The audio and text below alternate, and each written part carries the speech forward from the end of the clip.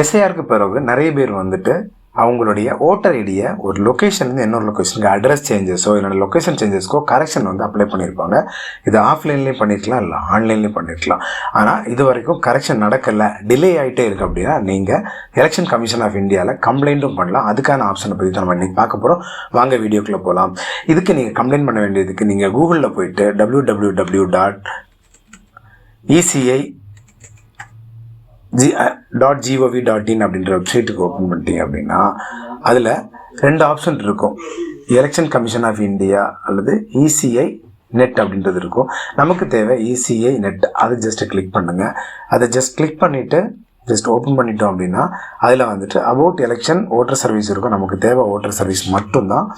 அதை just open பண்ணிவிட்டு அதில் நீங்கள் பார்க்கும்போது உங்களுக்கு வந்துட்டு ரைட் சைடில் ரிஜிஸ்டர் கம்ப்ளைண்ட் அப்படின்ற ஒரு ஆப்ஷன் இருக்கும். அதை நீங்கள் ஓப்பன் பண்ணீங்க அப்படின்னா லெஃப்ட் சைடில் டாப்பில் ரிஜிஸ்டர் கம்ப்ளைண்ட் அப்படின்ற ஒரு ஐக்கான் கொடுத்துருப்பாங்க.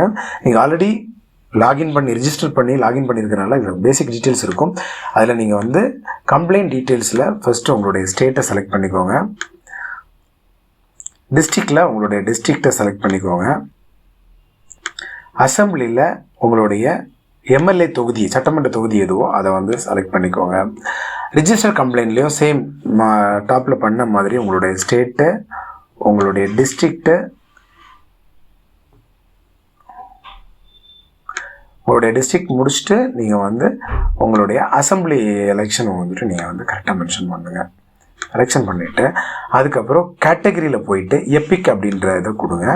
கொடுத்துட்டு சப்கேட்டகரியில் வந்துட்டு சப்கேட்டகரியில் delay in correction of particular of EPA அப்படின்றத நீங்கள் கொடுத்துட்டு எப்பிக் அப்படின்றத கொடுத்துட்டு நீங்கள் இதில் அப்ளை பண்ணும்போது மை எப்பிக் நம்பர், உங்களுடைய எப்பிக் நம்பர் அதோடைய நம்பர் நீங்கள் அதில் கொடுத்துருங்க.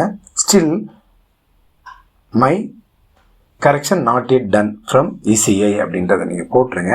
அதே டைமில் உங்களுடைய ஓட்டர் ஐடி கார்டை வந்து நீங்கள் எடுத்து வச்சுட்டு சூஸ் ஃபைல் அப்படின்ற ஒரு ஆப்ஷன் இருக்குது. இதை நீங்கள் கிளிக் பண்ணி அதில் அட்டாச் பண்ணிவிட்டு சப்மிட் பண்ணிட்டீங்க அப்படின்னா உங்களுடைய கரெக்ஷன் வந்து மிக விரைவாக நடவடிக்கை எடுத்து உங்களுடைய ஓட்டர் ஐடி வந்து கிடைக்கிறதுக்கான வாய்ப்பு இருக்குது. அதனால இந்த விஷயத்தை நீங்கள் பயன்படுத்திட்டீங்கன்னா உங்களுக்கு இது கண்டிப்பாக யூஸ்ஃபுல்லாக இருக்கும் அப்படின்றத நாங்கள் நம்புகிறோம்.